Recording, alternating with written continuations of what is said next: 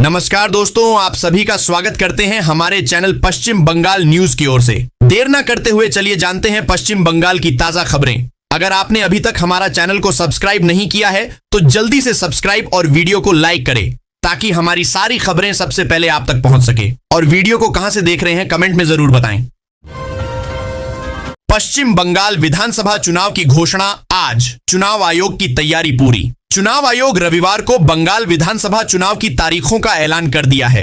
चुनाव की तैयारियों को अंतिम रूप दिया जा चुका है। सूत्रों के अनुसार आयोग 15 मार्च को दोपहर बाद 4 बजे पश्चिम बंगाल समेत 4 राज्यों और एक केंद्र शासित प्रदेश में होने वाले विधानसभा चुनावों की तारीखों का ऐलान किया है। चुनाव आयोग ने बताया कि पश्चिम बंगाल में मतदाता सूची के विशेष पुनरीक्षण अभियान को सफलतापूर्वक पूरा कर लिया गया है और अब वैध मतदाता सूची तैयार है। इससे पहले राज्य के सभी मतदाताओं की जानकारी अपडेट की गई और नए मतदाताओं को सूची में शामिल किया गया।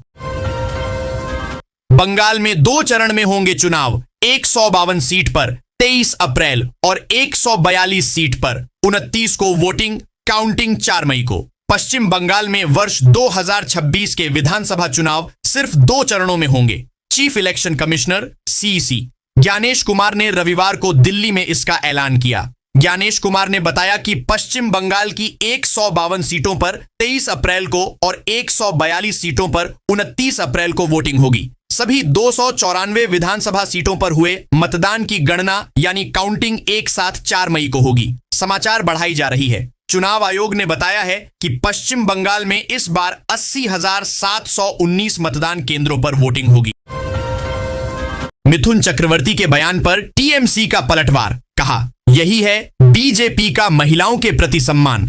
पश्चिम बंगाल में आने वाले कुछ दिनों में विधानसभा चुनाव के तारीखों का ऐलान चुनाव आयोग करने वाली है। चुनाव को लेकर प्रदेश में जुबानी जंग तेज है। सत्ताधारी तृणमूल कांग्रेस ने बीजेपी नेता मिथुन चक्रवर्ती के एक बयान को लेकर उन पर और बीजेपी पर जमकर हमला बोला है।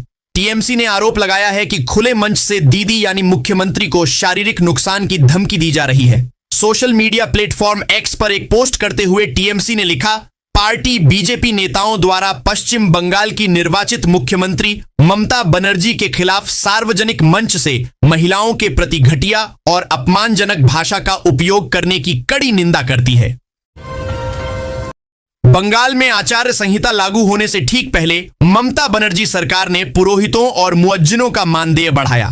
पश्चिम बंगाल विधानसभा चुनाव 2026 की तारीखों की घोषणा से ठीक पहले ममता बनर्जी की सरकार ने पुरोहितों और मुअज्जिनों के मासिक मानदेय में बढ़ोतरी करने का ऐलान किया है। तृणमूल कांग्रेस की सरकार ने इलेक्शन कमीशन ऑफ इंडिया की प्रेस कॉन्फ्रेंस से ठीक पहले यह घोषणा की है। सरकार ने इन दोनों के मासिक मानदेय में 500 रुपए की वृद्धि करने की घोषणा की है। मुख्य निर्वाचन आयुक्त ज्ञानेश कुमार थोड़ी देर में पश्चिम बंगाल विधानसभा चुनाव की तारीखों का ऐलान करेंगे। इसके साथ ही राज्य में आदर्श आचार संहिता लागू हो जाएगी। इसके बाद सरकार ऐसी कोई भी घोषणा नहीं कर पाएगी। अगर आचार संहिता लागू होती तो बंगाल में ममता सरकार की चुनावी घोषणाओं पर क्या बोले ज्ञानेश कुमार? पश्चिम बंगाल में विधानसभा चुनावों की तारीखों की घोषणा से कुछ घंटे पहले ममता बनर्जी की घोषणाओं पर विवाद खड़ा हो गया है। सीईसी ज्ञानेश कुमार से इस बारे में जब सवाल पूछा गया तो उन्होंने कहा कि आचार संहिता का हवाला दिया। बंगाल सहित 5 राज्यों के विधानसभा चुनावों के लिए तारीखों का ऐलान करते हुए उन्होंने कहा, अगर आचार संहिता लागू होती तो रोका जा सकता था, लेकिन चुनाव ऐलान से पहले कोई राजनीतिक दल क्या करता है, क्या घोषणा करता है, यह उनका विषय है। राजनीतिक हिस्सा और चुनाव को प्रभावित करने वाले किसी भी हरकत को हम बर्दाश्त नहीं करेंगे और ऐसा करने वालों के खिलाफ कार्रवाई की जाएगी। पश्चिम बंगाल की 294 सीटों पर 23 और 29 अप्रैल को 2 चरणों में वोटिंग, काउंटिंग 4 मई को। पश्चिम बंगाल विधानसभा के चुनाव इस बार सिर्फ 2 चरणों में होंगे। पहले चरण की वोटिंग 23 अप्रैल को और दूसरे चरण की वोटिंग 29 अप्रैल को होगी। पहले चरण में बंगाल की 152 सीटों पर और 29 अप्रैल को 142 सीटों पर वोटिंग होगी। मुख्य चुनाव आयुक्त ज्ञानेश कुमार ने नई दिल्ली में आयोजित प्रेस कॉन्फ्रेंस में यह जानकारी दी। मुख्य निर्वाचन आयुक्त ज्ञानेश कुमार अपने सहयोगी चुनाव आयुक्तों डॉक्टर सुखवीर सिंह संधू और डॉक्टर विजय शर्मा के साथ प्रेस कॉन्फ्रेंस को संबोधित किया। चुनाव आयोग की प्रेस कॉन्फ्रेंस के लाइव अपडेट्स और बंगाल चुनाव 2026 की हर बड़ी घोषणा के लिए बने रहें हमारे साथ। बंगाल में विचाराधीन वोटरों को लेकर सस्पेंस, जाने कहां तक पहुंचा है SIR का काम। चुनाव आयोग थोड़ी देर में बंगाल विधानसभा चुनाव की तारीखों का ऐलान करने जा रहा है। पश्चिम बंगाल में अब तक वोटर लिस्ट फाइनल नहीं हुई है। करीब 60 लाख विचाराधीन वोटरों में से महज 15 लाख वोटरों के कागजात की जांच ही हो पाई है। ऐसे में यह बड़ा सवाल है कि मतदान की तारीख तक सभी 60 लाख विचाराधीन वोटरों के दस्तावेजों की जांच पूरी हो पाएगी। मुख्य चुनाव आयुक्त ज्ञानेश कुमार दिल्ली के विज्ञान भवन में प्रेस कॉन्फ्रेंस के दौरान इसकी जानकारी दे सकते हैं। वैसे चुनाव आयोग के अधिकारियों का कहना है कि इस सप्ताह एक सूची प्रकाशित की जा सकती है। शुभेंदु अधिकारी का दावा, बंगाल ले चुका है संकल्प, बनेगी डबल इंजन की सरकार। बंगाल विधानसभा में नेता प्रतिपक्ष शुभेंदु अधिकारी ने दावा किया है कि बंगाल में इस बार भाजपा की सरकार बनेगी।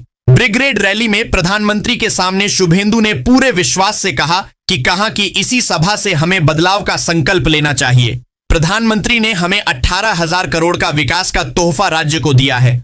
उन्होंने लोगों में जोश भरते हुए कहा कि भाजपा बंगाल की खोई हुई शान वापस लाएगी। प्रधानमंत्री नरेंद्र मोदी के नेतृत्व में हम डबल इंजन वाली सरकार बनाएंगे। प्रदेश भाजपा अध्यक्ष सह राज्यसभा सांसद शमिक भट्टाचार्य ने कहा कि पश्चिम बंगाल कोई धर्मशाला नहीं है। पीएम मोदी की कोलकाता रैली कितने आए लोग, अब भीड़ पर छिड़ी सियासी जंग। प्रधानमंत्री नरेंद्र मोदी की कोलकाता में हुई रैली को लेकर अब सियासत शुरू हो गई है। रैली में शामिल लोगों की सही संख्या को लेकर राजनीतिक खींचतान भी शुरू हो गई है। भीड़ को देखकर प्रधानमंत्री ने कहा कि यह बदलाव का संकेत है। विपक्ष के नेता ने दावा किया कि 8 से 10 लाख लोग इकट्ठा हुए थे। पूरा मैदान खचाखच भरा हुआ था।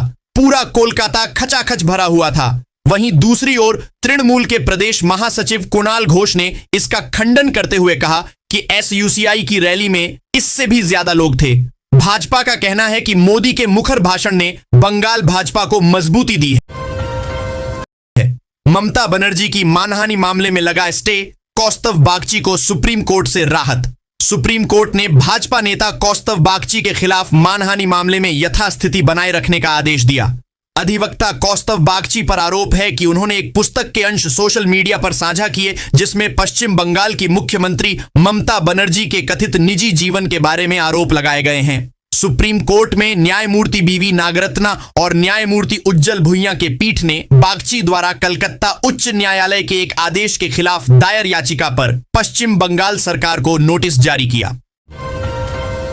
ममता बनर्जी का दावा, बंगाल के किसानों के लिए अब तक खर्च हुए 42,000 करोड़। मुख्यमंत्री ममता बनर्जी ने बंगाल के किसानों के लिए अब तक विभिन्न योजनाओं में 42,000 करोड़ खर्च हुए हैं। ममता बनर्जी नंदीग्राम दिवस व किसान दिवस पर नंदीग्राम, सिंगूर, नेताई सहित दुनिया भर के सभी शहीदों को श्रद्धांजलि अर्पित करते हुए यह बात कही है। ममता बनर्जी ने एक्स पर अपने पोस्ट में कहा कि किसान राज्य और देश की शान है, वही अन्नदाता हैं, इसलिए उनकी हर जरूरत में राज्य सरकार उनके साथ खड़ी है। उन्होंने बताया कि राज्य सरकार कृषक बंधु नई योजना के तहत किसानों को वित्तीय सहायता प्रदान कर रही है। मिथुन चक्रवर्ती का दावा, पुलिस निष्पक्ष रही तो 30 मिनट में खत्म हो जाएगा खेल। सुपरस्टार व भाजपा नेता मिथुन चक्रवर्ती ने पीएम की ब्रिगेड रैली के मंच से कहा कि अगर पुलिस निष्पक्ष रहकर चुनाव कराए तो कोई भी भाजपा को सत्ता में आने से नहीं रोक सकता। उन्होंने कहा कि बस पुलिस कर्मियों से कह दीजिए कि वे निष्पक्ष रहें और मैं 30 मिनट के अंदर यह खेल खत्म कर दूंगा। उन्होंने दावा किया कि भाजपा के सत्ता में आते ही सारी परेशानियां दूर हो जाएंगी और उन्होंने इसकी पूरी गारंटी भी दी। मिथुन चक्रवर्ती ने मुख्यमंत्री ममता बनर्जी पर तीखा व्यंग्य किया। बिना उनका नाम लिए उन्होंने अपने भाषण में कहा कि वह देश के शीर्ष 10 राजनेताओं में से एक हैं। पश्चिम बंगाल में इस बार सिर्फ 2 चरणों में क्यों हो रहा मतदान और अब तक क्या रहे विवाद। चुनाव आयोग ने 4 राज्यों और एक केंद्र शासित प्रदेश के विधानसभा चुनावों की घोषणा कर दी है। मुख्य निर्वाचन आयुक्त ज्ञानेश कुमार ने रविवार को नई दिल्ली के विज्ञान भवन में असम, पश्चिम बंगाल, तमिलनाडु, केरल और पुडुचेरी के विधानसभा चुनावों की तारीखों के बारे में बताया। इसके साथ ही हाल के वर्षों में राज्य के सबसे ज्यादा राजनीतिक रूप से गरमाए हुए मुकाबलों में से एक के लिए मंच तैयार हो गया है, जो पश्चिम बंगाल में होने वाले चुनावों से जुड़ा है। यहां 23 और 29 अप्रैल को वोट डाले जाएंगे और 4 मई को परिणाम आएंगे।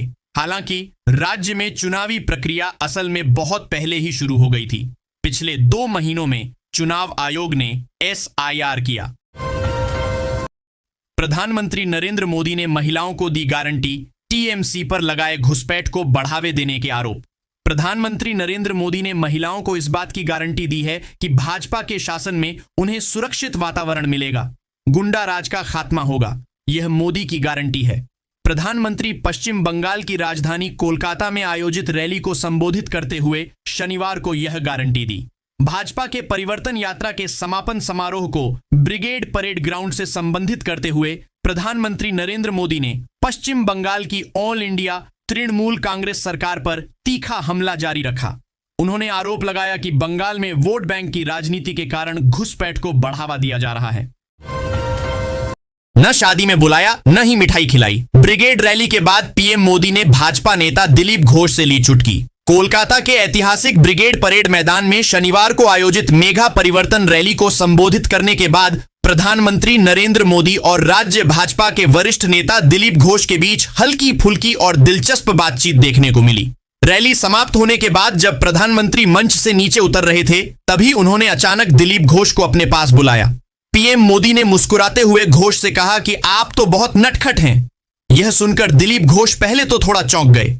इसके बाद प्रधानमंत्री ने मजाकिया अंदाज में उनसे कहा कि शादी की तो आपने न तो बुलावा भेजा और न ही मिठाई खिलाई। अगले सप्ताह आएगी पहली सप्लीमेंट्री वोटर लिस्ट, 34% नाम कटने की संभावना। निर्वाचन आयोग द्वारा पहली सप्लीमेंट्री वोटर लिस्ट अगले सप्ताह के अंत तक जारी होने की संभावना है। निर्वाचन आयोग के सूत्रों ने यह जानकारी दी। उक्त सूची में उन लगभग 60 लाख मतदाताओं में से कुछ के नाम शामिल होंगे जिनके नाम अंतिम मतदाता सूची में विचाराधीन के रूप में चिह्नित किए गए थे। मालूम रहे कि 28 फरवरी को अंतिम मतदाता सूची प्रकाशित की गई थी। विचाराधीन के रूप में चिह्नित 15 लाख नामों की प्रक्रिया पहले ही पूरी हो चुकी है, जबकि इस श्रेणी में अतिरिक्त नामों की जांच अगले 5 दिनों में की जाएगी। कोलकाता की रैली में आए बच्चे से पीएम मोदी ने कहा, पता लिख दीजिए, मैं चिट्ठी लिखूंगा। ब्रिगेड परेड ग्राउंड में शनिवार को आयोजित भाजपा की रैली में प्रधानमंत्री नरेंद्र मोदी ने भाषण शुरू करने से पहले एक छोटी सी घटना से मौजूद लोगों का दिल जीत लिया। भाजपा के प्रदेश अध्यक्ष शमीक भट्टाचार्य का भाषण समाप्त होते ही प्रधानमंत्री मंच पर पहुंचे। ऐसा लगा मानो वह पहले से ही किसी खास दृश्य पर नजर रखे हुए थे।